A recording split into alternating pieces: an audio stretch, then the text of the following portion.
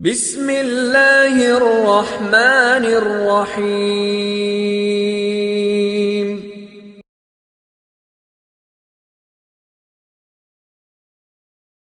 Bismillahirrahmanirrahim. Assalamualaikum warahmatullahi wabarakatuh.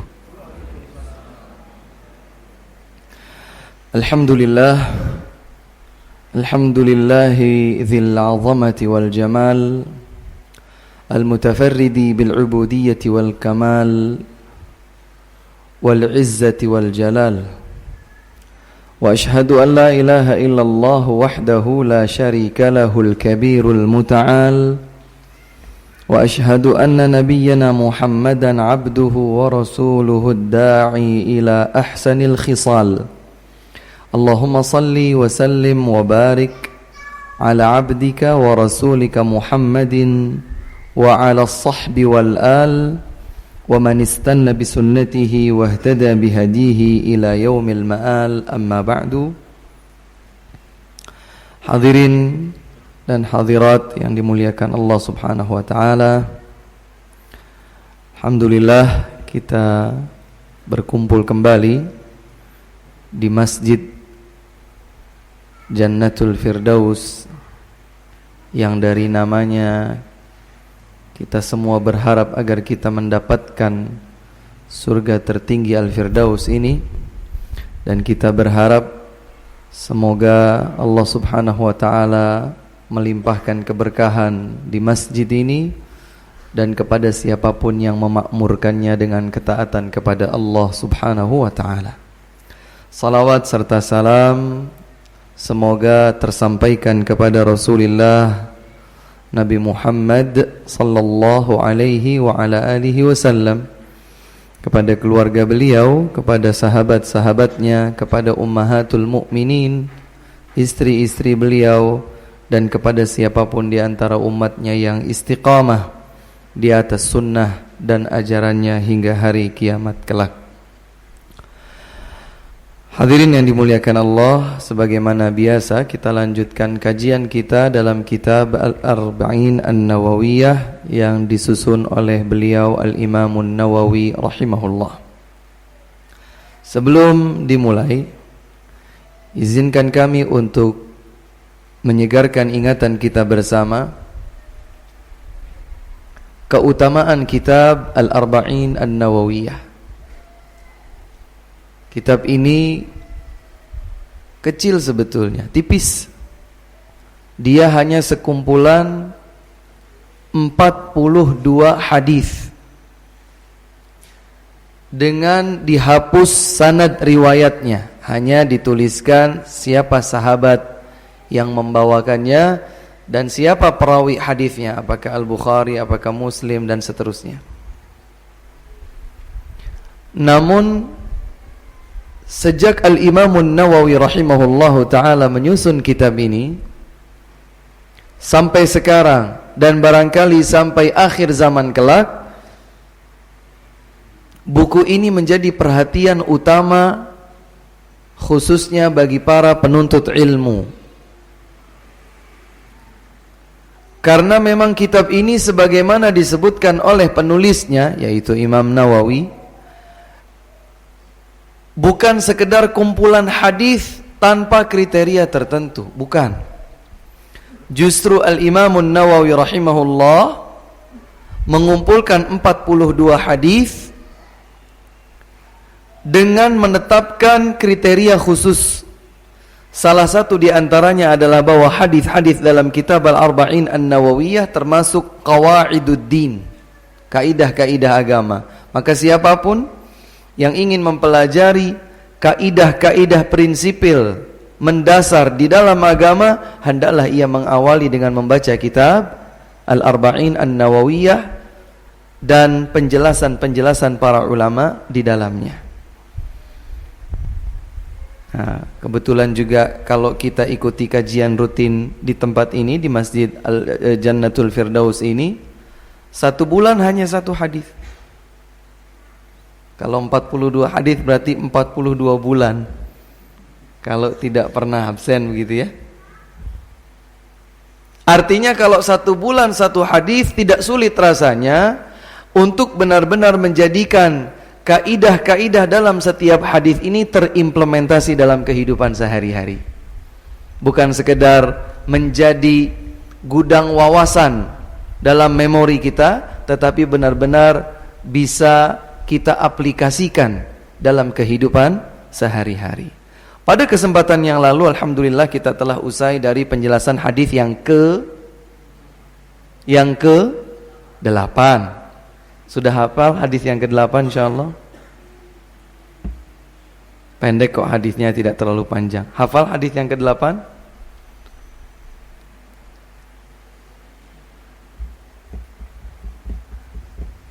Ikhwah, ada yang hafal hadis ke-8?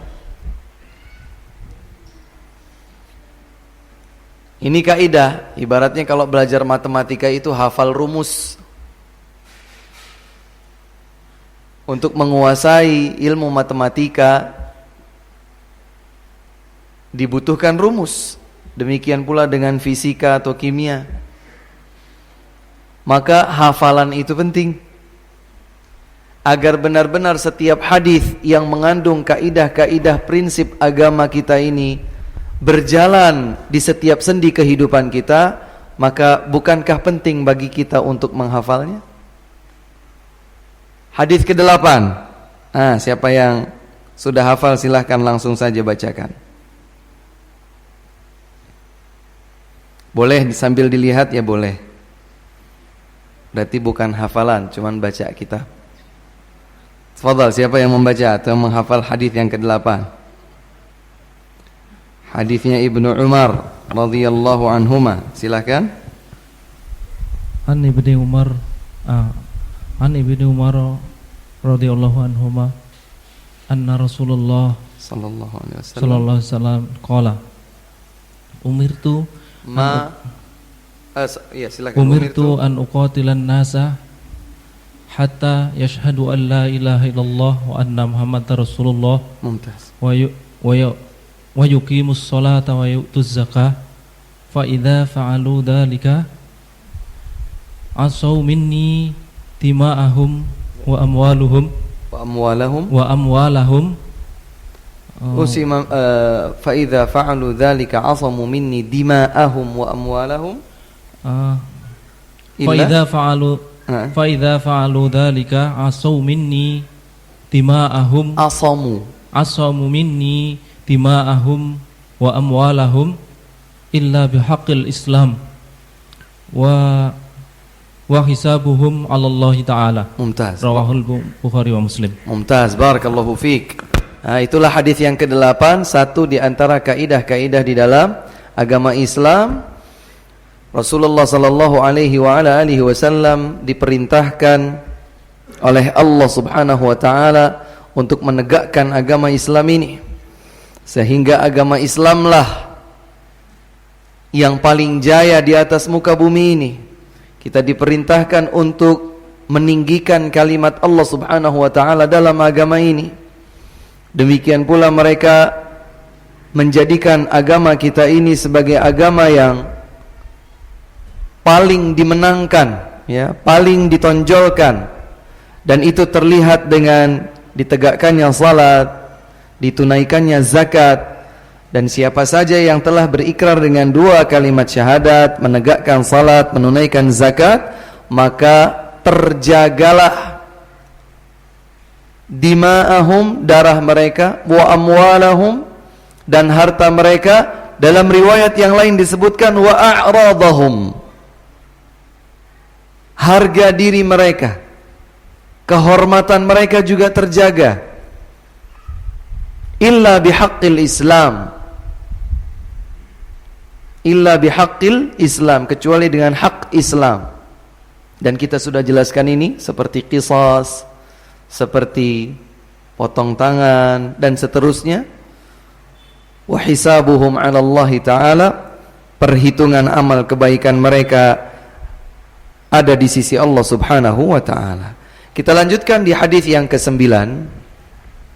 Ini juga insyaallah tidak sulit untuk menghafalnya karena termasuk hadis yang pendek. Hadis yang ke-9. Siapa yang berkenan membaca dipersilahkan.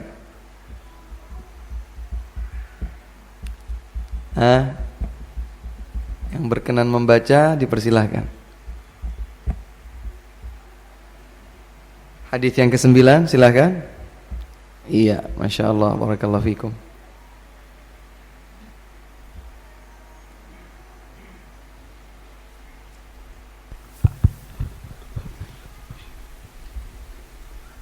An Abi Hurairah Abdurrahman ibni Sakhir radhiyallahu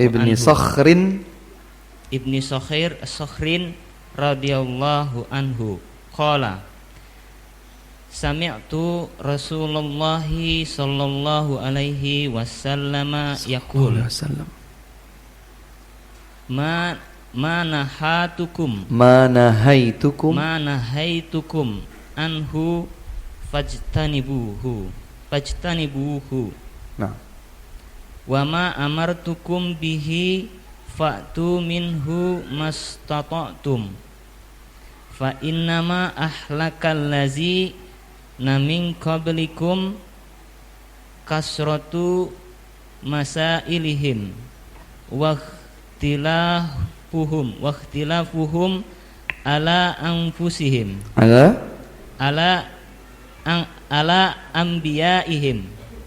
Rawahul Bukhari wa Muslim. Jazakumullahu khairan. Masyaallah.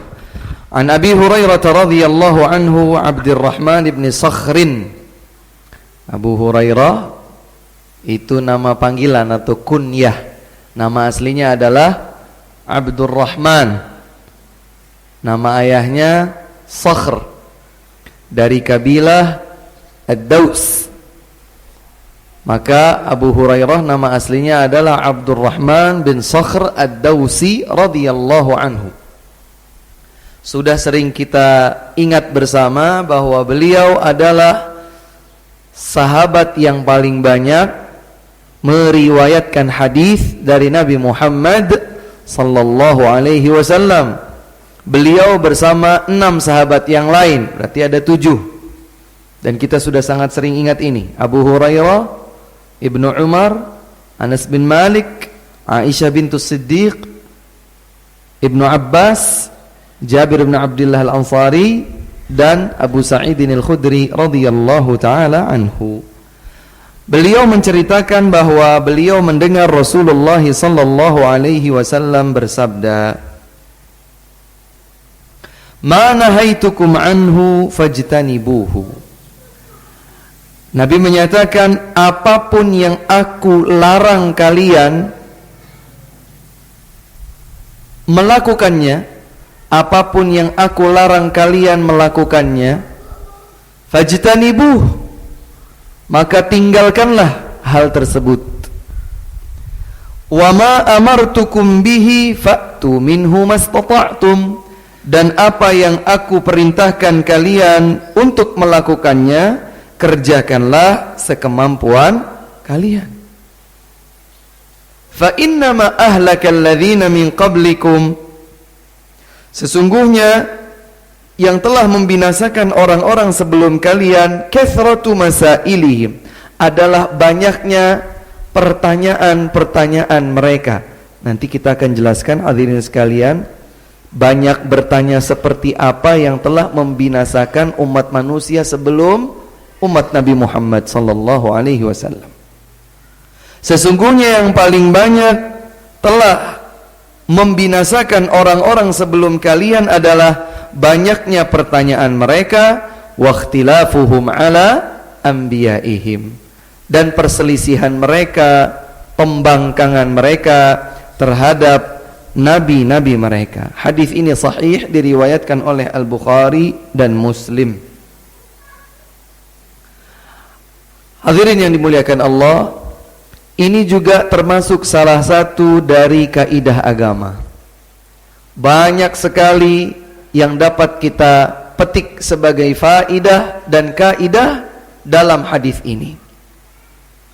Dan hadis ini selaras dengan firman Allah Subhanahu wa taala di dalam surat Al-Hasyr,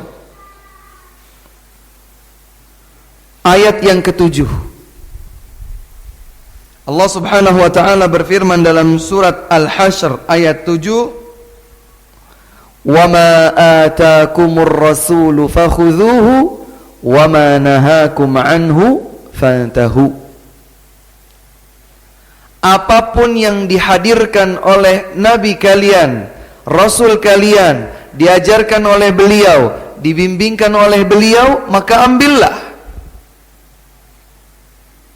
Dan apapun yang dilarang oleh beliau, maka tinggalkanlah. Di ayat ini semakna dengan hadis yang baru saja kita baca, namun di dalam hadis ada faidah besar yang nanti akan dijelaskan tentang istita'ah dalam menjalankan perintah. Hadirin yang dimuliakan Allah, inilah kewajiban setiap mukmin. Inilah kewajiban setiap mukminah untuk tunduk dan patuh terhadap apapun yang diajarkan oleh Rasulullah sallallahu alaihi wasallam. Sedikit pun tidak boleh dilanggar. Dan sudah terlalu banyak contoh sikap-sikap orang yang melanggar dan mengabaikan tuntunan Rasulullah sallallahu alaihi wasallam sejak zaman sahabat. Sejak zaman sahabat, sejak zaman Nabi masih hidup, orang-orang yang tidak mengindahkan tuntunan Nabi, yang tidak mentaati perintah Nabi, maka akan mendapatkan balasan kontan di dunia sebelum di akhirat. Di antaranya saya akan sebutkan 2 kisah. Yang pertama adalah riwayat sahih yang dikabarkan bahwa ada seseorang makan dengan tangan kirinya. Kemudian Nabi SAW melewati orang tersebut dan Nabi menegurnya, "Kul biyaminik." Makanlah engkau dengan tangan kananmu. Dengan entengnya orang ini menjawab, "La astati'." Aku enggak bisa. Tapi ucapan, jawaban aku enggak bisa ini bohong sekaligus sombong. Karena sebetulnya dia bisa, maka artinya dia berbohong saat berkata aku tidak bisa. Dan sekaligus dia sombong karena dia tidak mengindahkan perintah Nabi sallallahu alaihi wasallam. Maka Nabi sallallahu alaihi wasallam yang tidak pernah berucap dengan hawa nafsu, selanjutnya beliau bersabda, "Lan tastati'" atau "lastata'ta", kamu tidak akan pernah bisa. Akibat kebohongan dan kesombongannya, tidak mengindahkan, tidak mematuhi perintah Nabi sallallahu alaihi wasallam, Nabi hanya menyatakan lastata'ta, kamu tidak akan pernah bisa. Dan subhanallah, sejak saat itu sampai akhir hayatnya dia tidak bisa lagi mengangkat tangannya untuk makan. Tidak bisa lagi mengangkat tangan untuk makan. Langsung oleh Allah Subhanahu wa taala dijadikan sebagai pelajaran bagi semua saja. Bagi semua yang tidak mengindahkan tuntunan Nabi Muhammad sallallahu alaihi wasallam, maka diberikan balasan baginya di dunia sebelum di akhirat kelak. Padahal kita sering mendengar juga sabda Nabi sallallahu alaihi wasallam, "Kullu ummati yadkhulunal jannata illa man aba." Setiap umatku, kata Nabi, akan masuk surga. Ini jaminan. Jaminan dari siapa? Dari Nabi sallallahu alaihi wasallam. Kullu ummati yadkhulunal jannah. Setiap dari umatku masuk surga, illa man aba, kecuali yang menolak. Para sahabat bertanya-tanya, "Wa man ya'ba ya Rasulullah?" Siapa orang yang menolak masuk surga wahai Rasulullah? Nabi menyatakan, "Man ata'ani dakhalal jannah wa man 'asani faqad aba." Barang siapa yang taat kepadaku, dialah yang akan masuk surga, dan barang siapa yang melanggar tuntunanku, dialah orang yang menolak masuk surga. Allahu Akbar. Demikian pula kita lihat dengan sejarah yang ada pada peristiwa perang Uhud. Yang haji dan umroh mampir di kota Madinah, insya Allah hampir bisa dipastikan dia akan berziarah ke makam syuhada Uhud, persis di kaki gunung Uhud, tempat terjadinya peristiwa bersejarah peperangan Uhud, di mana orang-orang musyrikin Quraisy Makkah datang menuju kota Madinah untuk menyerang kaum muslimin.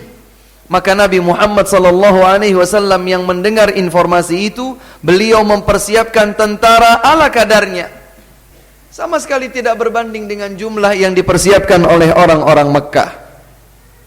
Namun Nabi SAW mendapatkan wahyu dari Allah untuk mengatur strategi perang sedemikian hebat. Posisi paling strategis saat itu adalah bagi siapa saja yang dapat menguasai satu bukit, ya, satu bukit di kaki gunung Uhud tadi,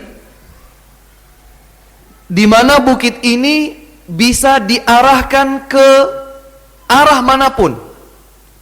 Jadi kalau penyerangan dilakukan dari bukit tersebut, akan menang. Maka Nabi SAW menempatkan pasukan pemanah di atas bukit tersebut, dan beliau berpesan, jangan sekali-kali kalian turun kecuali dengan perintah dariku. Contoh yang tadi adalah perintah untuk makan dengan tangan kanan. Kul biyaminik, makanlah dengan tangan kananmu. Dia mengabaikan, maka dia pun mendapatkan hukuman dari Allah Subhanahu wa taala. Sementara pesan Nabi SAW kepada pasukan pemanah yang ditempatkan di bukit kaki gunung Uhud adalah larangan, jangan sekali-kali kalian turun kecuali dengan titah dariku. Perang pun berkecambuk. Dan ternyata terjadi dua sesi besar. Sesi pertama dan sesi kedua. Di sesi pertama kemenangan mutlak dimiliki oleh kaum muslimin. Sehingga ketika kemenangan itu seakan sudah mutlak dimiliki oleh kaum muslimin, ternyata orang-orang kafir Quraisy memang menarik pasukan mundur. Namun mayoritas pasukan pemanah ini melupakan dan melalaikan pesan Nabi SAW untuk tidak turun kecuali dengan perintah dari beliau. Mereka mengira nampaknya tidak perlu tunggu perintah, karena memang kita sudah menang. Mereka berijtihad keliru bahwa yang ditunggu, yaitu perintah Nabi SAW jangan turun, hanya berlaku jika peperangan masih berlangsung. Ini ternyata peperangan seakan sudah berakhir. Orang-orang kafir Quraisy sudah menarik pasukannya mundur, maka mayoritas turun. Diingatkanlah oleh pimpinan mereka, jangan turun karena Nabi telah berpesan demikian dan demikian. Mereka tetap turun, sibuk untuk mengambil rampasan perang, ghanimah. Saat itu Khalid ibnul Walid masih dalam kondisi musyriknya, memimpin prajurit peperangan dari Mekkah. Beliau saat itu belum masuk Islam, dan beliau adalah ahli perang, ya. Kostratnya peperangan di Mekkah itu ya Khalid ibnul Walid. Tidak hanya beliau gagah berani dan pandai bermain senjata peperangan, tapi beliau juga memiliki strategi yang ulung.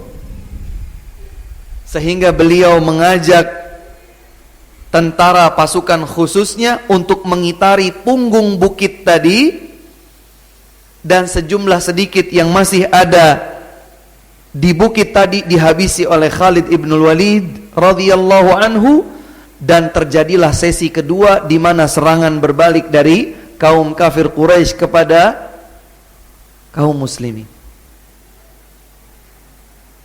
Sehingga Nabi Muhammad sallallahu alaihi wasallam pun terluka.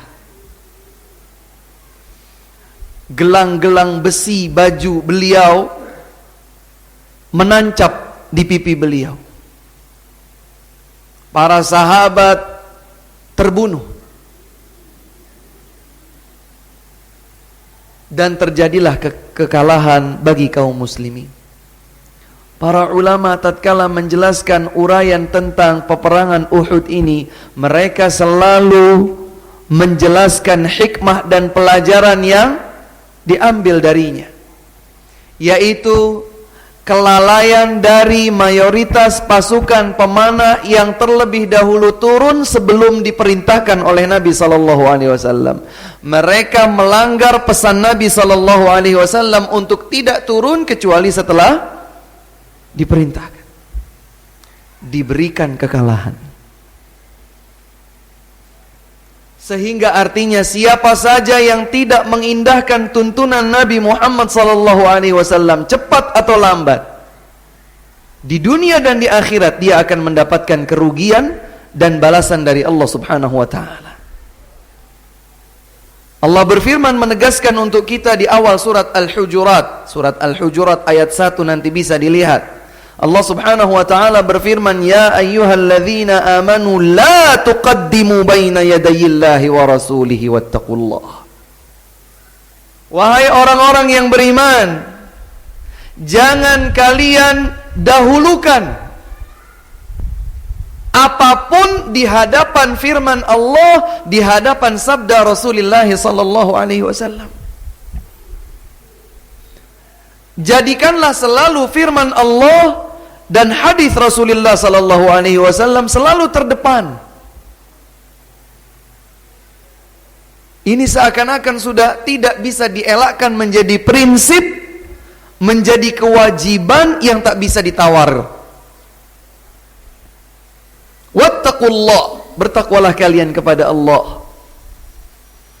Sehingga dikisahkan bahwa Abdullah bin Abbas radhiyallahu anhuma suatu saat pernah kecewa bahkan sekaligus marah kepada sebagian orang yang lebih memilih mengambil pendapatnya Abu Bakar atau Umar, padahal ada ayat dan hadis yang telah menetapkan perkara tersebut, namun tidak bersinergi dengan apa yang difatwakan oleh Abu Bakar dan Umar.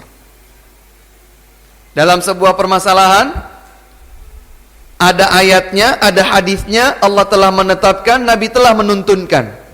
Tapi sebagian orang saat itu lebih mendahulukan pendapat Abu Bakar, pendapat Umar yang seakan bersebelahan dengan ayat atau hadis tadi. Maka Abdullah bin Abbas berkata, "Wallahi yushiku an tanzila alaikum hijaratun minas sama' aqulu qala Allah qala rasuluh wa taquluna Abu Bakrin wa Umar." Demi Allah, aku takut hampir-hampir saja hujan batu menjatuhi kalian disebabkan kalian lebih mendahulukan pendapat Abu Bakar dan Umar, sementara aku mengingatkan kalian firman Allah dan hadis Rasulnya sallallahu alaihi wasallam. Subhanallah. Inilah prinsip seorang sahabat yang dididik langsung oleh Rasulullah sallallahu alaihi wasallam. Dan bayangkan kejadiannya. Saat itu yang sedang dibandingkan adalah firman Allah, sabda Rasulullah dengan pendapatnya Abu Bakar dan Umar, padahal keduanya adalah manusia terbaik di muka bumi ini setelah para nabi dan rasul. Siapa manusia yang terbaik di muka bumi ini setelah para nabi dan rasul? Para sahabat Nabi sallallahu alaihi wasallam. Siapa yang paling baik di antara para sahabat Nabi sallallahu alaihi wasallam? Ranking satunya adalah Abu Bakar As-Siddiq radhiyallahu anhu, ranking keduanya adalah Umar ibn Al-Khattab radhiyallahu anhu. seakan dijadikan sebagai perbandingan karena memang itu yang terjadi saat itu. Ada firman Allah, ada sabda Rasulullah, ternyata dikalahkan dengan pendapatnya Abu Bakar dan Umar. Maka Abdullah bin Abbas radhiyallahu anhuma marah. Yushiku an tanzila alaikum hijaratun minas sama. Aku khawatir hampir saja hujan batu itu turun menimpa kalian disebabkan sikap kalian. Tatkala aku mengingatkan firman Allah, tatkala aku menyampaikan hadis Rasulullah sallallahu alaihi wasallam, kalian tetap mengedepankan pendapat Abu Bakar dan Umar. Allahu akbar. Pendapat Abu Bakar, pendapat Umar. Yang dalam Islam kedudukannya juga sangat tinggi. Dalam sebuah permasalahan seandainya tidak ada dalil ayat, tidak ada dalil hadis, maka yang diambil adalah perkataan para sahabat, terutama perkataan para al-khulafaur rasyidin, Abu Bakar, Umar, Utsman dan Ali. Semuanya pada kedudukan yang tinggi dalam agama kita ini. Namun tatkala yang paling tinggi yaitu Al-Qur'an dan yang paling tinggi berikutnya yaitu Al-Hadis, ternyata dikalahkan dengan yang tinggi nomor berikutnya. Diangkat pendapat Abu Bakar, pendapat Umar. Justru Abdullah ibnu Abbas takut jangan-jangan para tabi'in saat itu akan mendapatkan hujan batu akibat perbuatan mereka tadi. Subhanallah. Dan di sini Rasulullah sallallahu alaihi wasallam menegaskan, ma amartukum ma nahaitukum anhu fajtanibuh. Apapun yang aku larang untuk kalian maka tinggalkanlah. Wa ma amartukum bihi fa'tu minhu mastata'tum. Dan apapun yang aku perintahkan untuk kalian maka lakukanlah sekemampuan kalian. Nah, ini juga ada faidah yang penting, bahwa larangan tidak disebutkan mastata'tum. Larangan itu tidak dikatakan oleh Nabi, tinggalkanlah larangan sekemampuan kalian, tidak ada. Ada larangan, tinggalkanlah. Tapi ada perintah, lakukanlah sekemampuan kalian. Menunjukkan bahwa setiap larangan itu pasti bisa ditinggalkan oleh umat Nabi Muhammad SAW. Sementara perintah itu, maka kemampuan manusia berbeda-beda padanya. Tapi kalau larangan, pasti bisa ditinggalkan. Karena larangan itu tidak ada yang dilakukan kecuali meninggalkan.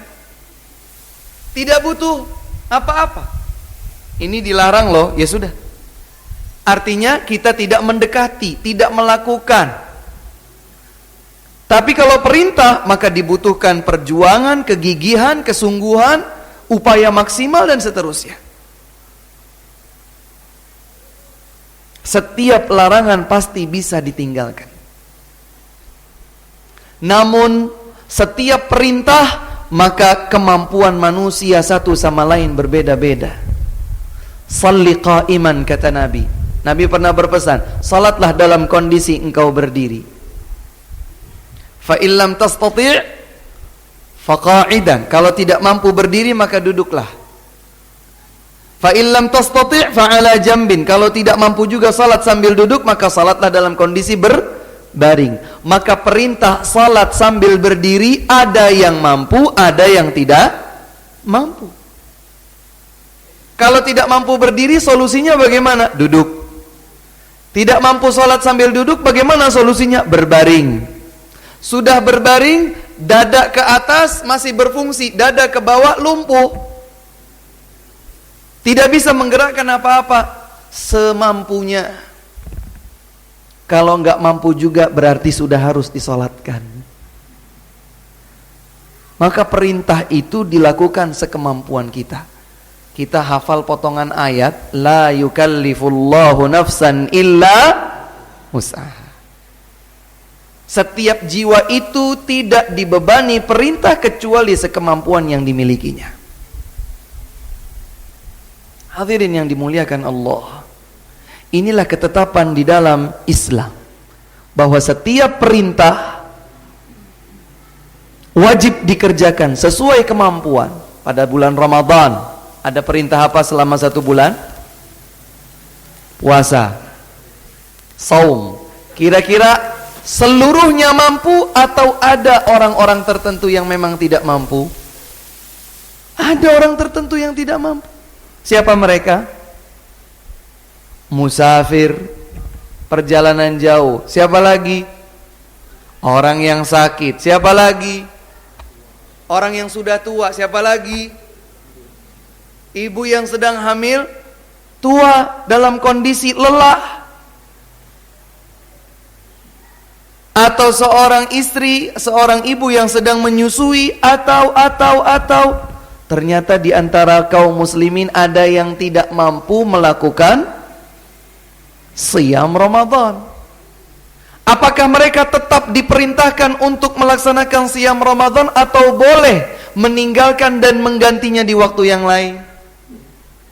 Boleh meninggalkan namun menggantinya di hari yang lain ketika ketidakmampuan itu sudah hilang. Musafir boleh tidak berpuasa Ramadan, namun ketika dia sudah kembali dari safarnya, dia berkewajiban kembali untuk Shiyam. Seorang yang sakit selama masa sakitnya dan berdasarkan pernyataan ahli kesehatan atau tim medis dia harus beristirahat, minum obat dan seterusnya, maka ditunda dulu Shiyamnya. Dia boleh tidak Shiyam, namun setelah sakitnya itu tersembuhkan oleh Allah Subhanahu wa ta'ala, maka dia berkewajiban kembali untuk berpuasa. Ini perintah. Haji, kalau seandainya semua umat Islam itu hanya bisa sempurna Islamnya dengan haji, waduh, kasihan sekali mereka orang-orang yang belum mampu beribadah haji karena keterbatasan fulus finansial. Namun Allah menegaskan, walillahi 'alan nasi hijjul baiti man istata'a ilaihi sabila. Ya, haji itu menjadi wajib untuk Allah atas diri kalian bagi yang mampu untuk menjalankannya. Sementara larangan, ini nggak bisa ditawar. Ustaz, saya belum bisa meninggalkan larangan zina. Saya tidak bisa meninggalkan larangan judi. Saya tidak bisa meninggalkan larangan ini, larangan itu. Dikhawatirkan orang yang mengatakan demikian ada kedustaan pada dirinya. Karena yang namanya larangan itu ditinggalkan tanpa melakukan apa-apa. Tinggalkan saja. Tidak ada yang harus dilakukan kecuali menjauh. Sudah. Ini kan dilarang, ya sudah tinggalkan, jangan dilakukan, itulah larangan. Ketika tidak dilakukan, maka artinya dia telah meninggalkan larangan tersebut. Sehingga tidak disebutkan oleh Nabi SAW seperti yang beliau sebutkan saat menetapkan perintah. Tidak ada kata-kata mastata'tum pada larangan. Sekemampuan kalian hanya ada disebutkan pada perintah, namun tidak disebutkan dalam larangan. Sehingga setiap larangan itu mampu untuk ditinggalkan, dan setiap perintah dilakukan sesuai dengan kemampuan masing-masing. Dan kemampuan tersebut kembali kepada kejujuran setiap hamba di hadapan Allah Subhanahu wa ta'ala. Karena ada sebagian orang yang berkata, saya enggak mampu salat 5 waktu dalam 1 hari. Saya hanya mampu 1 kali saja, salat maghrib. Dapatkah ketidakmampuannya ini diterima? Tidak bisa. Tapi kalau seandainya seseorang itu menyatakan, saya enggak bisa lebih dari 17 rakaat ini, saya hanya 5 waktu 17 rakaat saja dalam 1 hari 1 malam, enggak nambah salat yang lain, enggak tahiyatul masjid, enggak rawatib, enggak duha, enggak witir, enggak tahajud, boleh atau tidak? Hanya salat fardu, boleh? Boleh. karena dia mampunya hanya itu. Seperti orang yang sakit, dia tetap berkewajiban salat, namun tidak mengapa kalau seandainya dia tidak melaksanakan salat nafilah. Namanya juga salat nafilah. Begitu pula tidak berdosa seseorang yang tidak puasa Senin, Kamis, Daud 3 hari di setiap bulan Hijriyah. Tidak berdosa seseorang yang tidak berpuasa nafilah. Dan demikian seterusnya contoh-contoh yang lain. Hadirin yang dimuliakan Allah,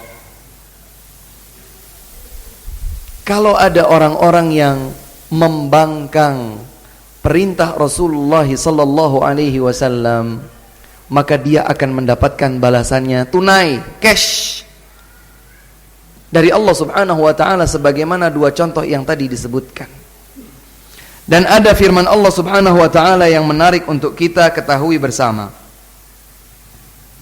yaitu firman Allah Subhanahu wa taala dalam surat Al-Ahzab. Dalam surat Al-Ahzab ayat 36.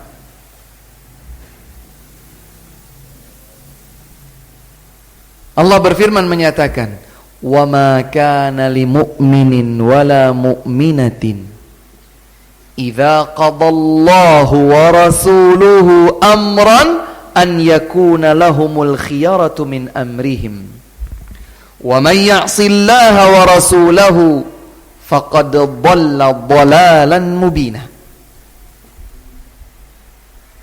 Ayat ini sekiranya nanti pulang menjadi oleh-oleh kebersamaan kita hari ini, karena ayat ini menggambarkan cerminan jati diri seorang muslim, seorang mukmin, seorang mukminah. Allah berfirman, "Wa ma kana lil mu'minin wala mu'minah." Tidaklah pantas bagi diri seorang mukmin atau mukminah. Apa yang tidak pantas? Idza qadallahu wa rasuluhu amran, apabila Allah dan Rasulnya telah menetapkan sebuah perintah, an yakuna lahumul khiyaratu min amrihim. Tidak pantas bagi mukmin dan mukminah di hadapan perintah Allah dan Rasulnya mengambil pilihan lain yang ketiga. Ini perintah Allah, ini perintah Rasulullah, enggak, saya pilih yang ini saja. Tidak pantas. Oh, cuman tidak pantas, tapi boleh kan? Lihat bagian ujung dari ayat ini. Wa may ya'sillaha wa rasulah, siapa saja yang bermaksiat, membangkang, durhaka kepada Allah dan Rasulnya, faqad dhalla, dia telah tersesat dan tersimpang jalan, dhalalan mubina, dengan kesesatan yang jelas, dengan penyimpangan yang terang. Tidak lagi bisa diartikan yang lain selain penyimpangan. Kalau kita tidak ingin tersimpang jalan dalam menjalankan agama ini, maka jangan lewati, jangan dahului ketetapan hukum Allah dan ketetapan hukum Rasulullah sallallahu alaihi wasallam.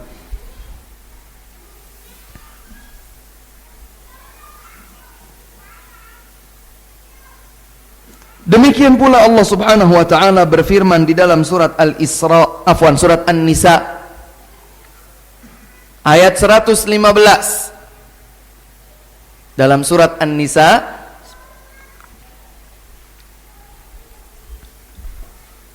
ayat 115, Allah Subhanahu wa taala berfirman menyatakan, "Wa may yushaqiqir rasula min ba'di ma tabayyana lahul huda wa yattabi' ghayra sabilil mu'minin nuwallihi ma tawalla wa nuslihi jahannam wa sa'at masira." Ayat ini menguatkan ayat-ayat sebelumnya tadi dalam surat Al-Ahzab tadi. Nanti monggo silahkan dibaca sebagai oleh-oleh kebersamaan kita di hari ini. Karena ini sudah seperti prinsip yang tidak bisa lagi ditawar. Ya. Kaidah, rumus setiap mukmin dan mukminah dalam menjalankan ujian kehidupan dunia. Allah Subhanahu wa taala berfirman dalam ayat 115 surat An-Nisa ini, "Wa may yushaqiqir rasul," siapa saja yang membangkang Rasulullah Nabi Muhammad sallallahu alaihi wasallam, min ba'di ma tabayyana lahul huda, membangkang setelah jelas baginya petunjuk. Begini loh tuntunan Nabi. Ini ayatnya, ini hadisnya, ini yang menjadi tuntunan Nabi untuk kita. Kemudian ternyata ada orang yang membangkang. Bodoh amat. Dia tidak mengindahkan tuntunan Nabi Muhammad sallallahu alaihi wasallam. Wa yattabi' ghaira sabilil mu'minin, dan ia mengikuti selain jalannya kaum mukminin. Jadi sudah petunjuk jelas, ini ketetapan Rasulullah sallallahu alaihi wasallam dan ini bimbingan beliau, tapi ia tetap mengabaikannya. Selanjutnya ia mengikuti jalan selain jalan kaum mukminin, maka balasan yang Allah janjikan adalah nuwallihi ma tawalla, kami akan berpaling darinya sejauh dia berpaling. Kalau dia berpalingnya jauh, maka sejauh itu Allah berpaling. Lebih jauh lagi Allah berpaling, dan demikian seterusnya. Na'udzubillah. Wa yattabi' ghaira sabilil mu'minin, dan ia mengikuti jalan selain jalannya kaum mukminin. Pada saat ayat ini diturunkan, kapan ini diturunkan? Di zamannya siapa? Di zamannya para sahabat. Tidak ada kaum mukminin di zaman tersebut, di zaman ayat ini turun, tidak ada kaum mukminin selain para sahabat. Maka dapat pula diartikan ayat ini, wa yattabi' ghaira sabilil mu'minin, dia mengikuti jalan selain jalannya para sahabat. Subhanallah. Barang siapa yang membangkang perintah dan tuntunan Rasul setelah jelas kepadanya petunjuk kebenaran, selanjutnya ia mengikuti jalannya selain para sahabat, maka kami akan berpaling sejauh dia berpaling, itu di dunia.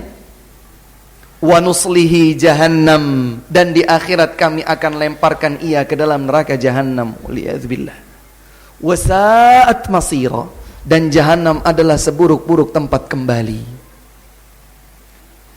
Seorang mukmin, seorang mukminah ketika mendengar jahannam, bergetar hatinya karena takut.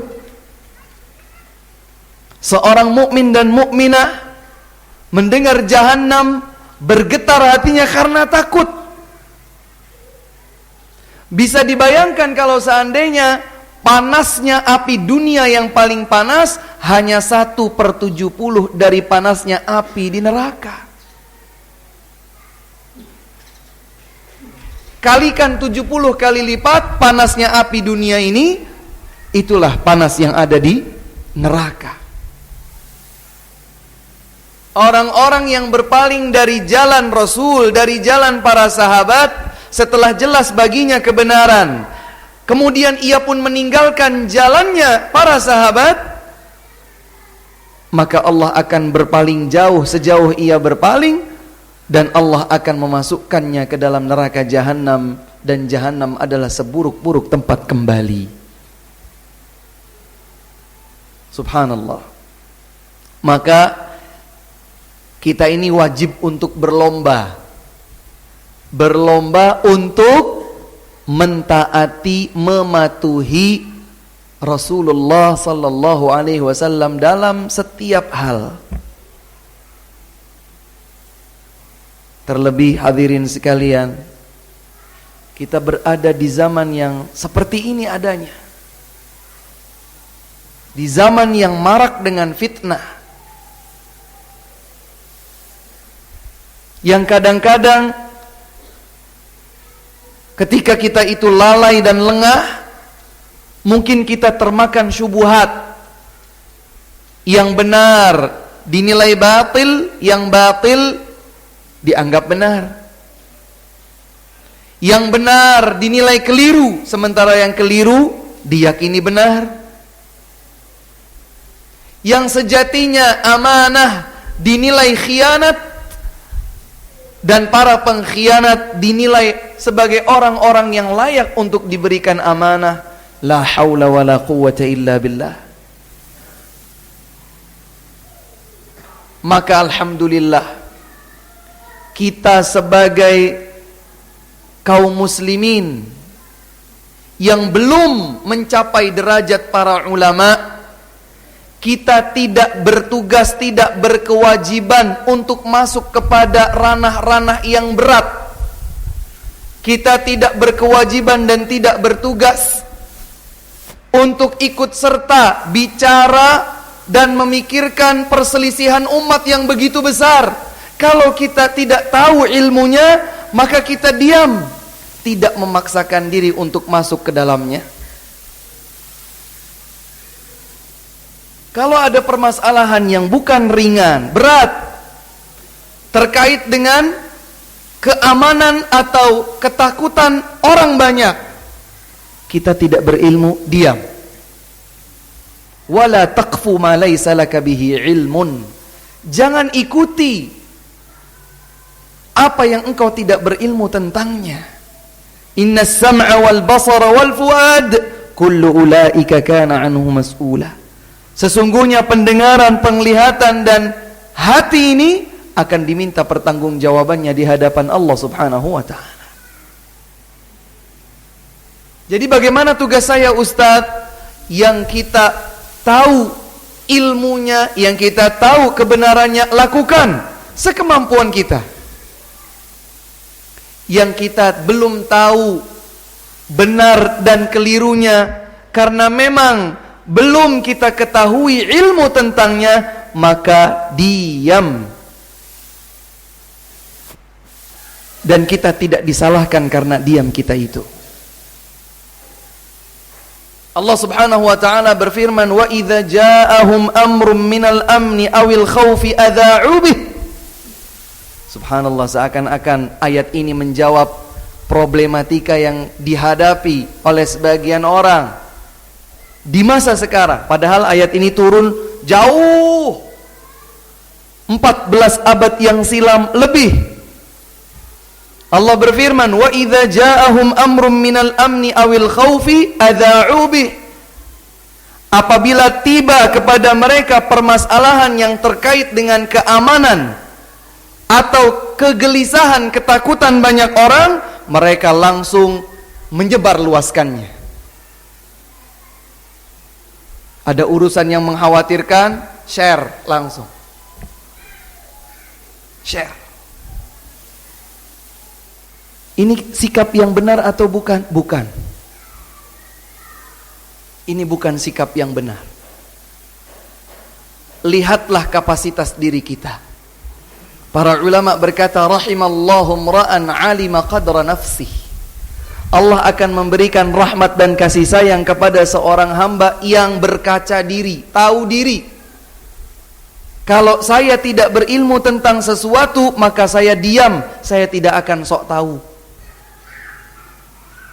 Allah Subhanahu wa taala menyatakan, "Idza ja'ahum amrun minal amni awil khaufi adza'u bih." Apabila tiba kepada mereka permasalahan besar yang terkait dengan rasa aman atau rasa takutnya banyak orang, mereka langsung sebar-sebar luaskan informasi tadi. Itu benar? Tidak benar. Yang benar bagaimana? Walau radduhu ila rasuli wa ila ulil amri minhum la'alimahu alladhina yastanbitunahu minhum. Apabila mereka mengembalikan permasalahan ini sebelum disebarluaskan, kembalikan permasalahan ini kepada Rasul dan kepada para ulama, maka mereka para ulama lah yang akan mengambil kesimpulan atas dasar ilmu untuk kemudian dilaksanakan oleh umat. Dan dari sinilah terlihat kedudukan tinggi dan mulia para ulama bagi umat Islam. Bukan setiap orang berkomentar, bukan setiap orang ikut-ikutan. Dan ini permasalahan yang barangkali belum disadari oleh sebahagian orang di luar sana. Ikuti Allah, ikuti Rasulullah sallallahu alaihi wasallam. Taati Allah, taati Rasulullah sallallahu alaihi wasallam. Kalau dalam sebuah permasalahan kita belum matang memahaminya, maka diam. Wah, gengsi dong Ustadz, sudah sekian lama saya belajar, sudah sekian lama saya ngaji, hadir di majelis ilmu, masa nggak tahu kayak beginian? Jenggot saya udah panjang, masa saya nggak ngerti? Saya udah bisa bahasa Arab, masa saya ditanya diam saja? Subhanallah. Imam Malik rahimahullah, imam, bahkan beliau adalah guru Imam Syafi'i rahimahullah, seorang imam, seorang mufti, penyampai fatwa di masjid Nabi sallallahu alaihi wasallam. Dari beliaulah berguru imam kita, Imam Syafi'i rahimahullah. Jangan tanya tentang keilmuan mereka. Di zaman sekarang ini tidak ada yang keilmuannya 1/10 dari ilmunya Imam Syafi'i. Tidak ada.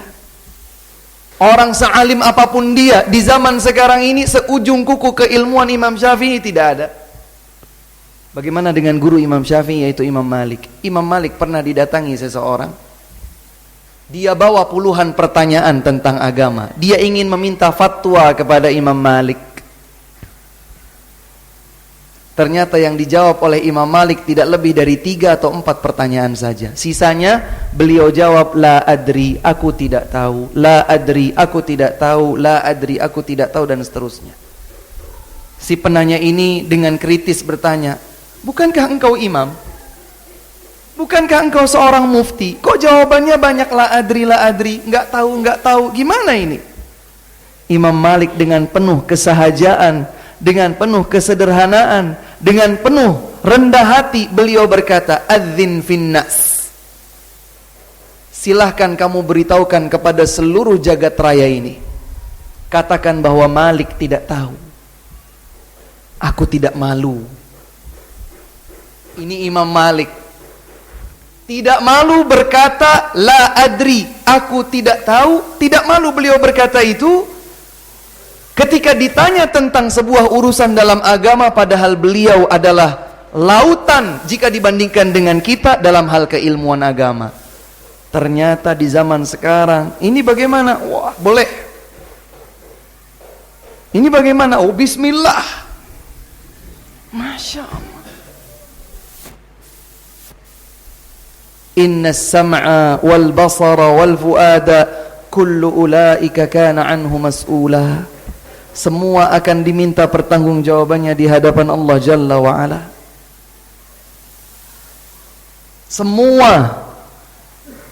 Semua yang kita katakan, semua yang menjadi sikap kita, semua yang kita amalkan akan diminta pertanggungjawabannya di hadapan Allah Subhanahu wa taala. Dan gak bisa kemudian nanti kita akan berkata, ya Allah saya diajak sama fulan, kalau gitu fulan saja yang diazab, saya enggak. Gak bisa. Karenanya subhanallah, Al-Imam Muhammad bin Ismail Al-Bukhari dalam kitab sahihnya berkata, bab al-ilmu qabla al-qawli wal amal. Ilmu itu dasar sebelum kita berucap dan sebelum kita beramal. Ustadz, berarti saya nggak apa-apa ini, amal saya sedikit karena memang ilmu saya sedikit. Betul. Seseorang yang berilmu sedikit sehingga hanya beramal sedikit, itu lebih baik, lebih mulia daripada seseorang yang ilmunya sedikit tapi sok melakukan amalan yang banyak. Karena ilmu yang akan diterima di sisi Allah sebagai amal salih, amal yang diterima di sisi Allah sebagai amal salih, hanyalah amal yang didasari oleh ilmu, ikhlas karena Allah, sesuai dengan tuntunan Rasulnya sallallahu alaihi wasallam. Ustadz, tapi dalam permasalahan tertentu ada sebagian ulama bilang ini boleh, ini tidak boleh. Terus saya ragu Ustadz. Nah, kita sudah tahu, kalau kita ragu maka kita nekat. Kalau kita ragu, kita diam. Innal halala bayyinun wa innal harama bayyinun wa bainahuma umurun mushtabihat. Yang halal jelas, yang haram jelas. Antara yang halal dan haram ada perkara yang pada zona abu-abu. Bagaimana kalau kita berada dalam kondisi zona abu-abu ini? Famanittaqas syubuhat faqad istabra'a lidinihi wa irdih. Orang yang menjaga diri dari terjatuh dalam syubhat, maka ia telah menjaga agama dan kehormatan dirinya. Artinya tinggalkan. Da' ma yaribuka ila ma la yaribuk. Tinggalkan apa yang masih meragukan pada dirimu menuju sesuatu yang tidak diragukan lagi. Oh, saya enggak ragu, Ustaz. Enggak ragu apa? Enggak ragu benarnya atau enggak ragu salahnya? Enggak ragu benarnya, maka saya tetap. Jika Anda memang siap untuk mempertanggungjawabkannya di hadapan Allah, lakukan. Menyatakan diri bahwa ini benar sesuai dengan ilmu yang dituntunkan dan diajarkan oleh para ulama, silahkan lakukan. Tapi kalau belum, hanya ikut-ikutan, hanya emosional, hanya reaksi-reaksi sesaat, hati-hati. Hati-hati. Semua kita akan diminta pertanggungjawabannya di hadapan Allah Subhanahu wa ta'ala.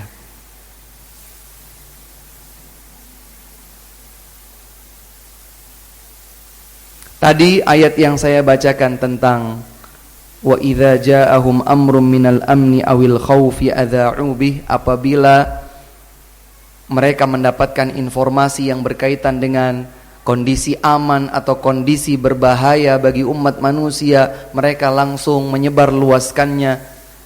Dan seandainya mereka mengembalikan itu kepada Rasul dan kepada para ulama, niscaya mereka akan mendapatkan yang instan, disimpulkan oleh para ulama dengan dasar ilmu. Itu didapatkan dalam surat An-Nisa ayat 83. Nanti silahkan dilihat. Dalam surat An-Nisa ayat 83.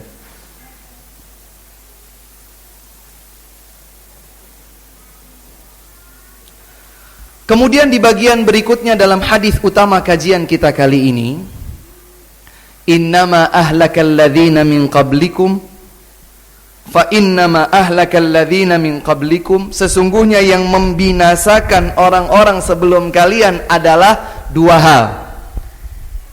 Dalam hadis ini disebutkan dua hal. Kathratu masailihim,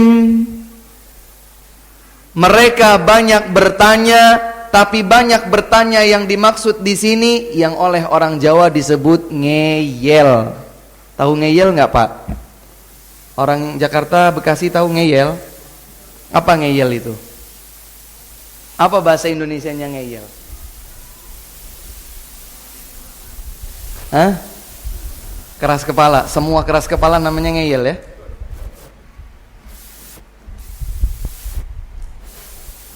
Banyak bertanya yang telah membinasakan orang-orang ahlul kitab sebelum kita dulu. Salah satunya adalah banyak bertanya yang bermakna ngeyel. Yang kedua, sebab kedua yang membinasakan mereka adalah wakhtilafuhum ala anbiyaihim, mereka banyak membangkang nabi mereka. Contohnya banyak sekali dalam Al-Quran. Semuanya contoh-contoh kaum-kaum yang telah dibinasakan oleh Allah Subhanahu wa ta'ala adalah mereka yang membangkang para nabi dan rasul. Kaumnya Nabi Nuh yang diazab oleh Allah di dunia dengan banjir bandang yang mematikan mereka semua. Terus kaumnya Nabi Musa, baik Fir'aun ataupun Banu Israel di zaman beliau. Kaumnya Nabi Ibrahim, kaum Nabi Isa, kaum Nabi Saleh, kaum Nabi Lut, dan seterusnya dan seterusnya. Pembangkangan mereka mendatangkan siksa Allah Subhanahu wa ta'ala, dan itu menjadi bukti kebenaran sabda Nabi wakhtilafuhum ala anbiyaihim. Satu dari dua yang membinasakan orang-orang sebelum kalian adalah mereka menyelisihi nabi-nabi mereka. Disuruh nyembelih sapi. Innal baqara tashabaha alaina. Sapi yang mana nih? Sapi ini banyak. Padahal kalau mereka sudah tinggal sembelih sapi mana saja udah bener. Tapi malah justru nanya. Kenapa mereka bertanya? Apakah bertanya karena memang pengen tahu? Enggak, pengennya enggak usah nyembelih deh. Sok bertanya.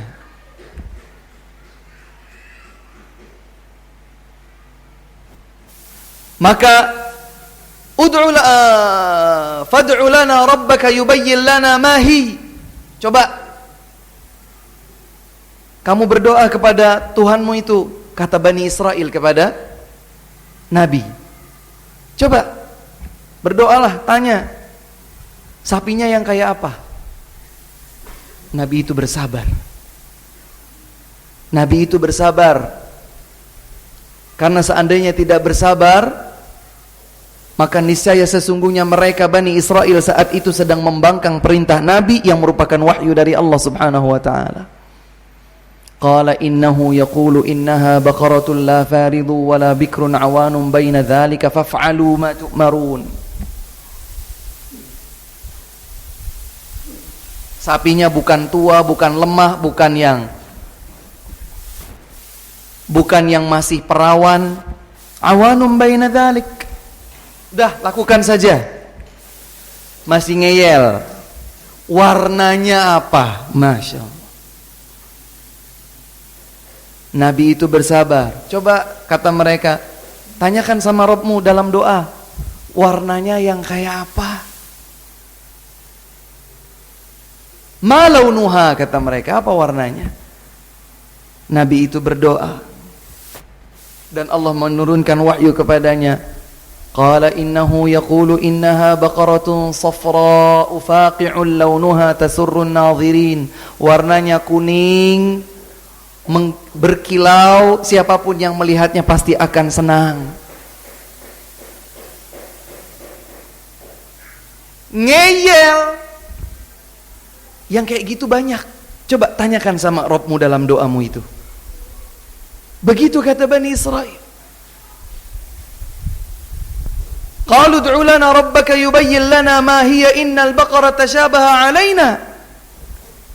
Ini sapi yang kayak gitu ini banyak, bukan satu. Ngeyel mereka itu. Maka Nabi itu pun masih bersabar. Beliau berdoa kepada Allah, ya Allah, umatku bertanya kepadaku, sapi yang seperti apa lagi? Qala innahu yaqulu innaha baqaratun la dhalulun tuthirul arda wa la tasqil hartha musallamatun la syiyata fiha. Begini. Baru kemudian mereka tidak bisa menghindar lagi. Qalul ana ji'ta bil haqq. Ternyata sapi yang kayak gitu cuman satu, nggak ada yang lain. Menyulitkan diri mereka sendiri. Andaikan mereka nggak banyak tanya, maka sapi manapun mereka dapatkan, nggak harus bersusah payah, mereka sudah menjalankan tugas yang ditetapkan oleh Nabi mereka. Tapi akibat ngeyel, mereka mempersulit diri mereka sendiri. Ustadz, apa hukumnya sholat di bulan? Kamu ke bulan dulu baru nanti tanya dari bulan. Belum ke bulan kok mau tanya sholatnya di bulan bagaimana? Kalau seseorang bertanya, Ustadz bagaimana sholat di pesawat? Masih mungkin, masih logis, karena memang kemungkinan naik pesawat besar. Ustadz bagaimana sholat di bulan? Coba pengen lihat tiket ke bulan itu Bapak kayak apa?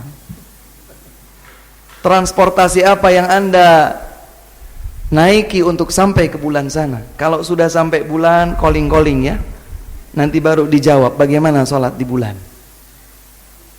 Bukan sekedar ingin menutupi ilmu, tetapi bertanyalah sesuatu yang realistis dan memang ada ketentuannya dalam agama. Orang-orang sekuler, orang-orang liberal suka begitu. Mereka seperti menanggapi idzal taqal khitanani faqad wajabal ghuslu. apabila dua khitan bertemu, artinya seorang suami dan seorang istri berhubungan, apakah yanzil aw lam yanzil, apakah sampai keluar atau tidak sampai keluar sudah wajib mandi. Kemudian mereka berusaha untuk ngutak-ngatik, kalau nempelnya gini gimana? Masya Allah, kok jadi orang ngeyel? Mungkin belum tahu hadis ini. Innama ahlakal ladzina min qablikum kathratu masailihim wa ikhtilafuhum ala anbiyaihim. Binasanya orang-orang sebelum kalian adalah karena mereka ngeyel dan selalu menyelisihi apa yang dituntunkan oleh nabi mereka.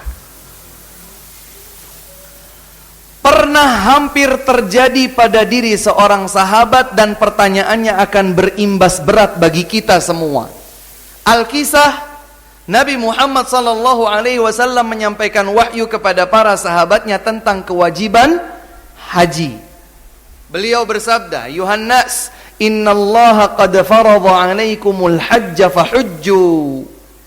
Wahai manusia, sesungguhnya Allah Subhanahu wa taala telah menetapkan perintah berhaji, maka berhajilah kalian. Angkat tangan seorang sahabat saat itu, "Ya Rasulullah, afi kulli 'am?" Rasul, kewajiban haji itu apa tiap tahun? Nabi diam. Orang ini bertanya lagi, "Afi kulli 'amin ya Rasulullah, apakah kewajiban haji itu tiap tahun?" Nabi masih diam. Karena Nabi tidak berucap dari hawa nafsunya. Pertanyaan yang ketiga diulang persis sama. Kemudian Nabi SAW menyatakan begini, "Lau qultu na'am lawajabat wala mastata'tum." Seandainya tadi aku jawab ya, niscaya itu akan menjadi kewajiban untuk seluruh umat Islam dan kalian pasti tidak mampu. Artinya ketika tadi sahabat ini bertanya, "Wahai Rasul, apakah kewajiban haji itu tiap tahun?" Seandainya saat itu Nabi menjawab ya, maka jadilah ketetapan kewajiban berhaji setiap tahun atas diri setiap muslim. Kira-kira mampu enggak? Nabi menyatakan, "Lamastata'tum," kalian tidak akan pernah bisa. Kalau Nabi hanya berkata fahujju, berhajilah, ya sudah haji saja, enggak usah bertanya tiap kali enggak, tiap tahun enggak. Sudah cukup lakukan haji, selesai. Ma taraktu minhu, apa yang aku diamkan itu bukan karena Nabi lupa. Apa yang Nabi tidak sampaikan bukan karena Nabi lupa, akan tetapi itu adalah bentuk keringanan dan kasih sayang dari Allah untuk umat Nabi Muhammad sallallahu alaihi wasallam. Makanya sikap as-sam'u wa ta'ah, begitu mendengar langsung mentaati, itu sikap yang sudah luar biasa. Sikap yang mudah.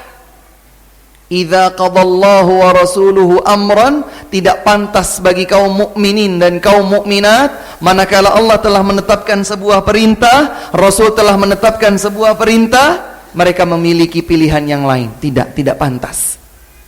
Lakukan saja. Kita tahu hikmahnya, kita tahu tidak tahu hikmahnya, lakukan saja. Ustaz, kenapa wudu itu sampai di sini? Kenapa enggak sampai sini? Subhanallah. Kenapa harus ditanyakan? Ya enggak Ustaz, kalau seandainya memang yang baik itu sampai sini, saya mau sampai sini. Atau kalau seandainya cukup sampai telapak tangan saja, kenapa saya harus basah-basah sampai sikut? Masya Allah. Yang membinasakan orang-orang sebelum kita, sebelum umat Nabi Muhammad SAW, yang membinasakan mereka adalah ngeyel. Kok begini, kok begitu, kok begini, kok begitu. Yang ini boleh, kok yang itu nggak boleh. Yang ini halal, kok berubah sedikit saja, yang itu jadi haram. Sudahlah mas, nurut saja. Karena yang menetapkan ini bukan manusia, tapi Allah. Dan yang menyampaikannya bukan manusia biasa, tapi Rasulullah, yang dijamin setiap satu huruf yang keluar dari lisannya tak lain dan tak bukan adalah wahyu. Setiap huruf yang keluar dari lisan Nabi Muhammad SAW adalah wahyu. Pernah nggak Nabi Muhammad mengucapkan satu huruf? Pernah nggak? Membacakan surat Qaf. Qaf. Berapa? Satu huruf. Keluar dari bibir Nabi SAW satu huruf. Tapi itu adalah wahyu dari Allah Subhanahu wa taala. Bukan sesuatu yang sia-sia. Oleh karena itu, sikap istislam, berserah diri sepenuhnya kepada Allah, kepada Rasulullah sallallahu alaihi wasallam, itu adalah jati diri dan prinsip seorang mukmin. Saya akhiri pembahasan ini terakhir dengan sebuah ayat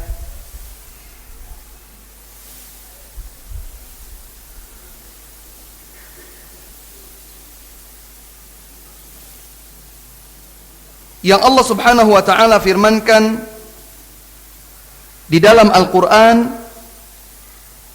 tepatnya dalam surat An-Nisa ayat 65. Allah Subhanahu wa taala berfirman, "Fala wa rabbika la yu'minun." Biasanya Pak, Allah itu di dalam Al-Quran bersumpah atas nama makhluknya. Betul atau tidak? Wal asr, wal fajr, wal duha, wal syams, wal lail, dan seterusnya. Allah biasanya bersumpah dengan makhluk-makhluknya. Dalam ayat 865 surat An-Nisa ini Allah bersumpah dengan nama Allah sendiri, Rabb. Kemudian Allah menyebutkan la dua kali, di depan sebelum sumpah dan di belakang setelah sumpah. Fala wa rabbika la yu'minun. Tidak, demi Allah, demi Rabbmu wahai Muhammad, mereka tidak beriman. Maka keimanannya itu ditiadakan dua kali dan dikuatkan dengan sumpah atas nama Allah sendiri. Allah tidak menyebutkan sumpah di sini atas nama makhluknya, tapi atas nama Allah sendiri. Fala wa rabbika la yu'minun, demi Rabbmu wahai Muhammad, mereka tidak beriman. Tidak beriman dua kali disebutkan. Tidak beriman. Demi Rabbmu, demi Allah, mereka tidak beriman. Kapan mereka bisa beriman? Sampai mereka melakukan tiga hal ini. Hatta yuhakkimuka fima syajara bainahum, sehingga mereka berhukum kepada engkau, menjadikan engkau sebagai hukum yang mereka taati wahai Muhammad. Taat kepada Rasul seperti ini kedudukannya, Pak. Jadi seorang hamba tidak beriman demi Allah, tidak beriman sampai dia menjadikan Nabi sebagai sumber hukum dalam menjalankan agama ini. Ini yang pertama, belum sempurna. Thumma la yajidu fi anfusihim haraja, dalam berhukum kepada engkau, mereka ini tidak sedikit pun merasa berat di dalam dadanya.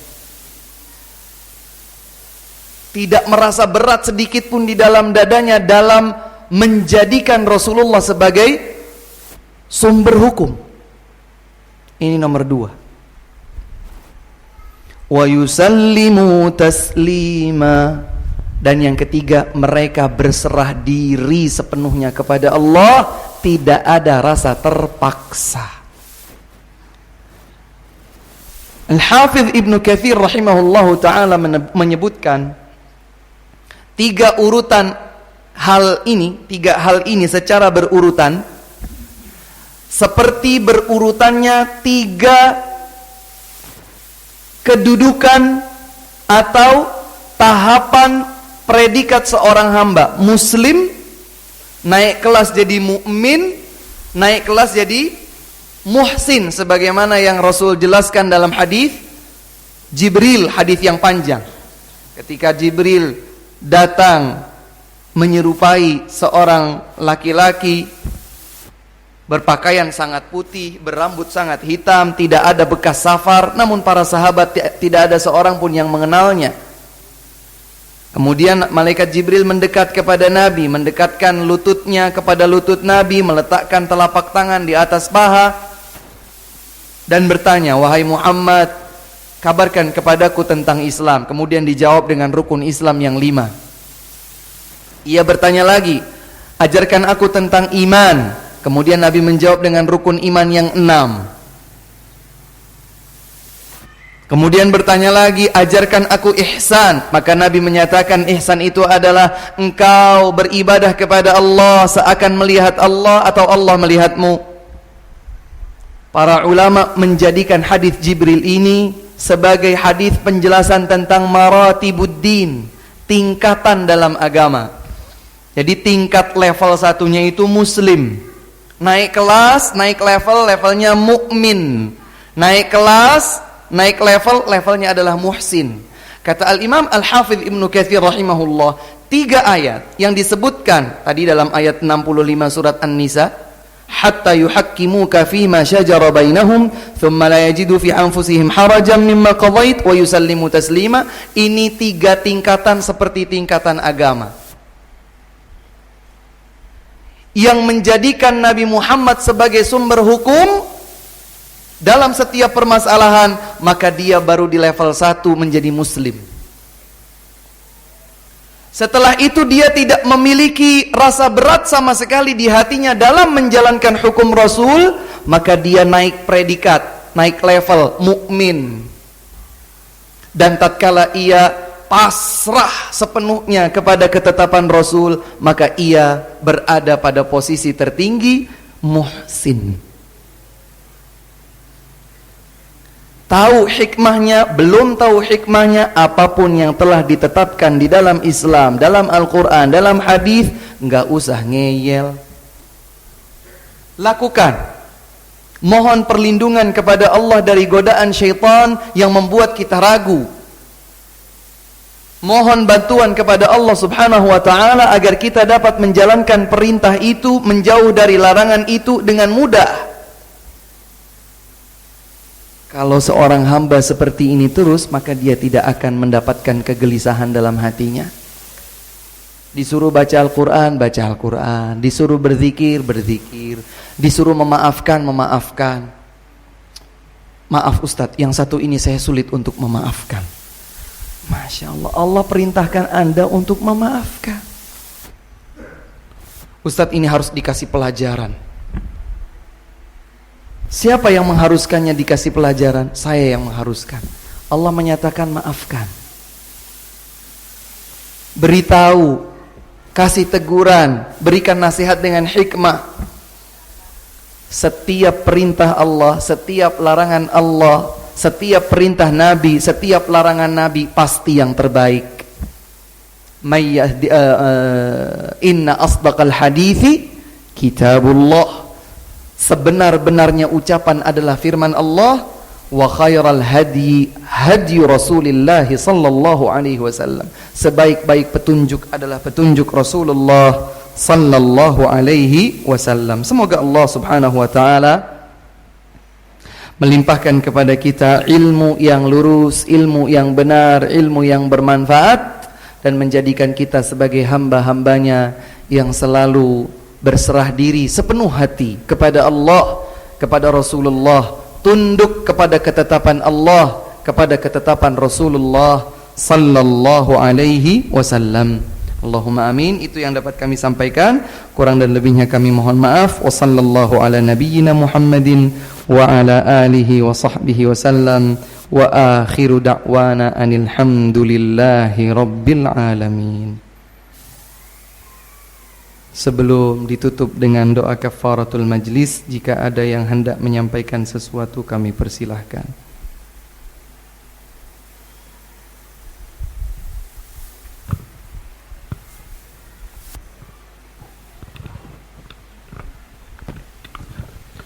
Assalamualaikum warahmatullahi wabarakatuh. Waalaikumsalam warahmatullahi wabarakatuh.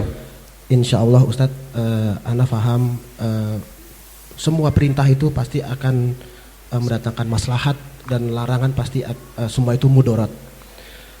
Yang jadi pertanyaan saya adalah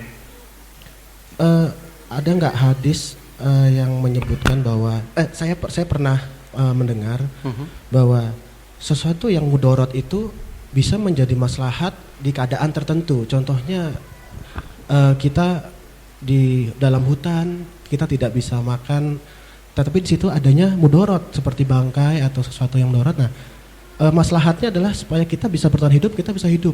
Ya. Nah, kita mau nggak mau kan harus memakan sesuatu yang mudarat itu gitu. Nah, Ya. itu ada hadisnya atau ini ijma atau hanya ijma aja gitu Ustaz. Barakallahu fiik. Fiikum barakallah. Ya. Sesuatu itu pada dasarnya dilarang, namun pada kondisi tertentu boleh dikonsumsi dengan batasan dan ketentuan tertentu pula. Ini diambil dari ayat. Ada beberapa ayat, di antaranya Allah sebutkan dalam surat Al-Maidah, "Faman idhturra ghaira baghin wala 'adin fala itsma 'alaihi." Barang siapa yang terdesak pada kondisi darurat,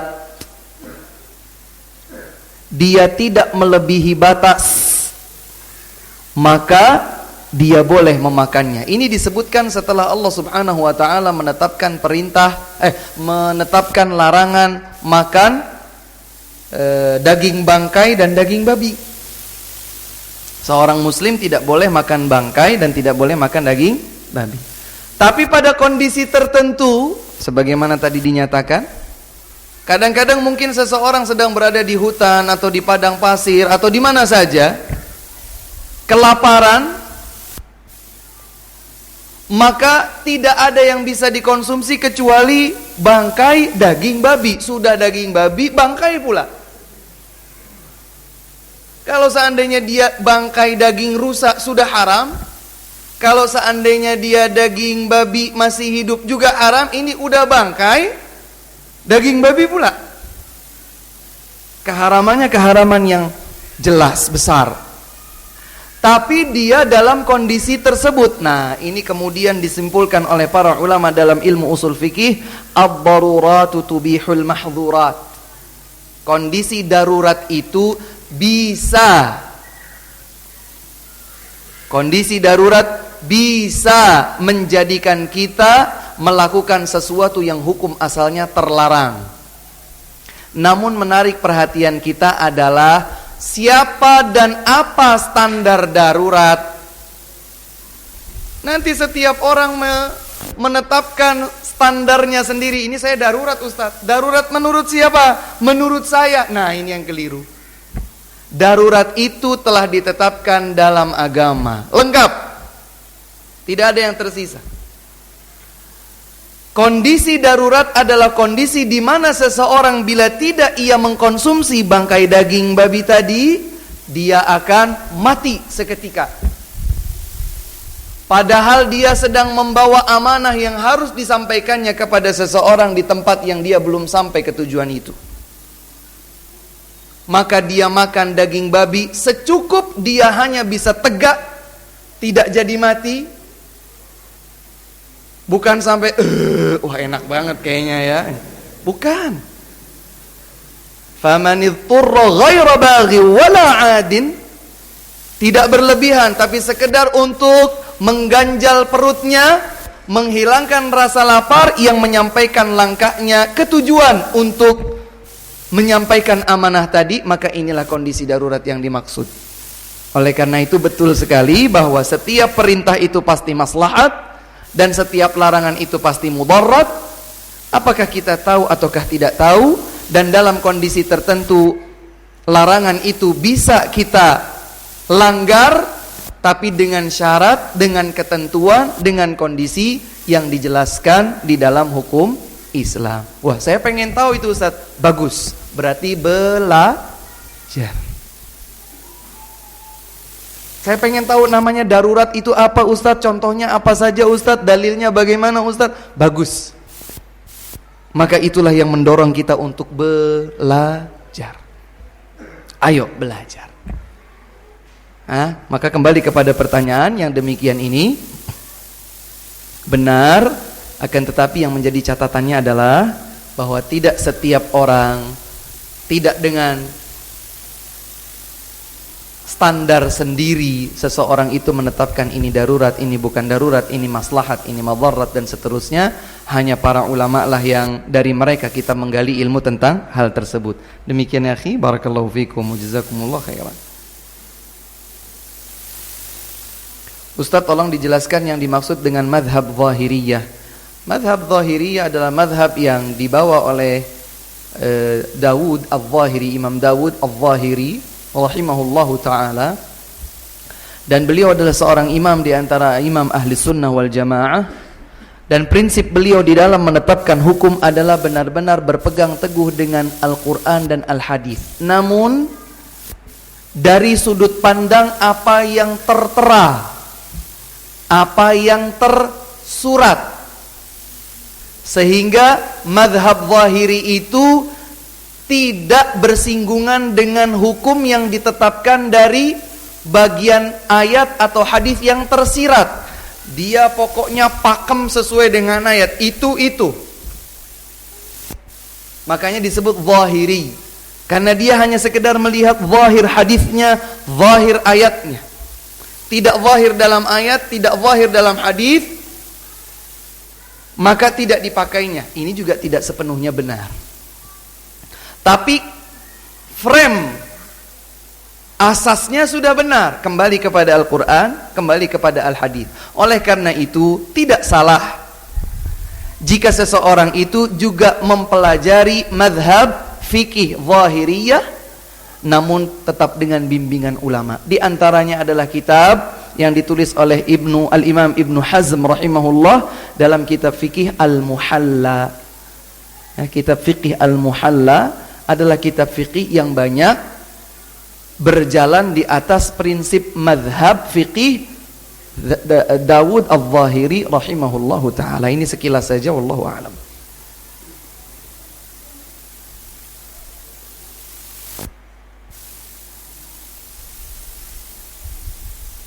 Tentang pahala yang meleleh.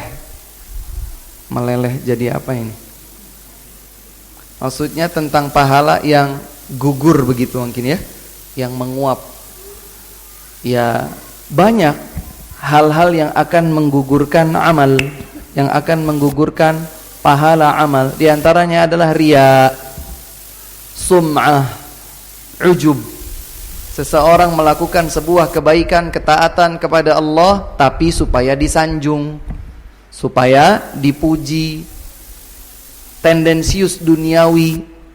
Maka orang yang melakukan amalan dengan tendensi-tendensi tertentu, pahalanya menguap. Dia tidak salat, dia tidak puasa, dia tidak beramal dengan apapun kecuali hanya karena hal-hal tersebut, maka dia hanya mendapatkan capek, tidak ada pahala. Satu. Di antara yang menggugurkan pahala amal juga adalah seseorang menyepi, menyendiri tanpa dilihat oleh yang lain, dan ia melabrak semua batasan-batasan hukum Allah subhanahu wa ta'ala. Nabi bersabda, ya'ti min ummati aqwamun ya'tuna bi'a'malin amthala jibali tihamata bidha. Kata Nabi SAW, akan datang di antara umatku pada hari kiamat dengan membawa tumpukan amal kebaikan seperti gunung Tihamah, seperti gunung. Faja'alaha Allahu haba'an manthura. Kata Nabi, namun Allah jadikan tumpukan gunungan amal itu seperti debu yang berterbangan. Maka para sahabat langsung ketakutan, siapa mereka yang seperti itu wahai Rasul? Kabarkan kepada kami supaya kami tidak menjadi seperti itu wahai Rasul. Kemudian Rasul sallallahu alaihi wasallam menjawab, mereka adalah yang apabila idza khalau bimaharimillahi tahakuha. Mereka adalah orang-orang yang sedang menyendiri, tidak dilihat oleh orang lain, mereka langgar semua ketetapan-ketetapan hukum Allah Subhanahu wa taala wal iyadzubillah. Jadi di antara yang akan menggugurkan amal seseorang adalah ketika ia hanya baik di hadapan orang, pada saat sendirian semuanya halal. Ini masalah besar. Maka kita harus melatih diri kita bertakwa kepada Allah di kesendirian kita ataupun di hadapan keramaian bersama orang lain. Wallahu ta'ala a'lam. Bagaimana azab berdoa? Maksudnya apa ini? Adab mungkin ya maksudnya. Apakah dengan mengangkat tangan? Hukum asalnya berdoa adalah dengan mengangkat tangan, kecuali pada kondisi-kondisi yang memang tidak dicontohkan untuk mengangkat tangan. Seperti misalnya kita menjadi makmum salat Jumat, maka tidak ada satu dalil pun yang menyebutkan bahwa kita mengamini doa imam dengan mengangkat tangan, kecuali saat si imam berdoa meminta istisqa, meminta hujan.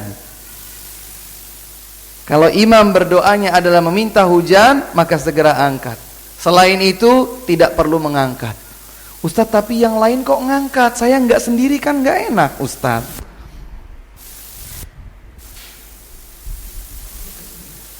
Al-ilmu qabla al-qawli wal amal. Kita pastikan bahwa yang kita lakukan benar-benar ada dasar hukumnya dari Nabi sallallahu alaihi wasallam. Ustaz, tapi kan ngangkat tangan gak ada masalah, Ustaz. Masalahnya itu karena kita menganggap itu baik. Ustaz, kan baik saja, gak ada masalah mengamini doa dengan ngangkat tangan. Kan baik, Ustaz. Seandainya baik, maka para sahabat akan melakukan. Atau kita bilang bahwa kita lebih tahu kebaikan daripada para sahabat? Tidak mungkin. Kalau para sahabat tidak melakukannya, maka kita tidak melakukannya. Kenapa, Ustaz? Karena tidak dicontohkan oleh Nabi SAW, tidak diperintahkan oleh beliau. Tapi kalau baik nggak apa-apa, Ustaz.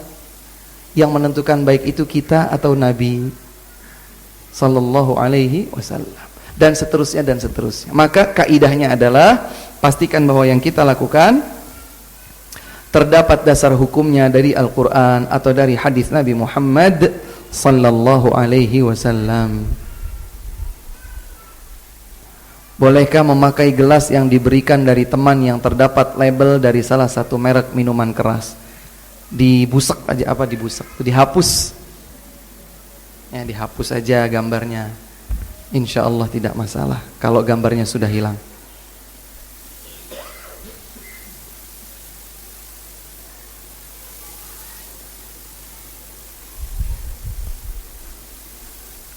Abdullah ibnu Abbas mengkhawatirkan para tabi'in yang lebih mengedepankan pendapat sahabat Abu Bakar dan Umar, padahal ada ayat Al-Quran dan sunnah Rasul. Tolong bisa disebutkan contoh kejadian saat itu, Ustaz. Ini diriwayatkan, ini bukan sekedar contoh, ini memang diriwayatkan dalam Sahih Al-Bukhari. Wallahu ta'ala alam.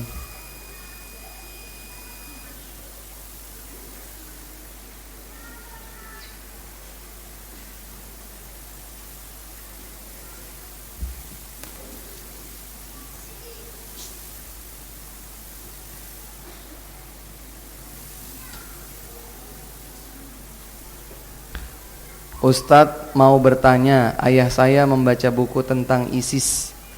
Di dalamnya ada hadis arba'in yang kata ayah saya hadis arba'in tidak benar.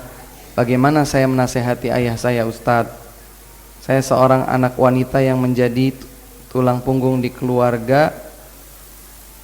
Ini dua pertanyaannya. Intinya,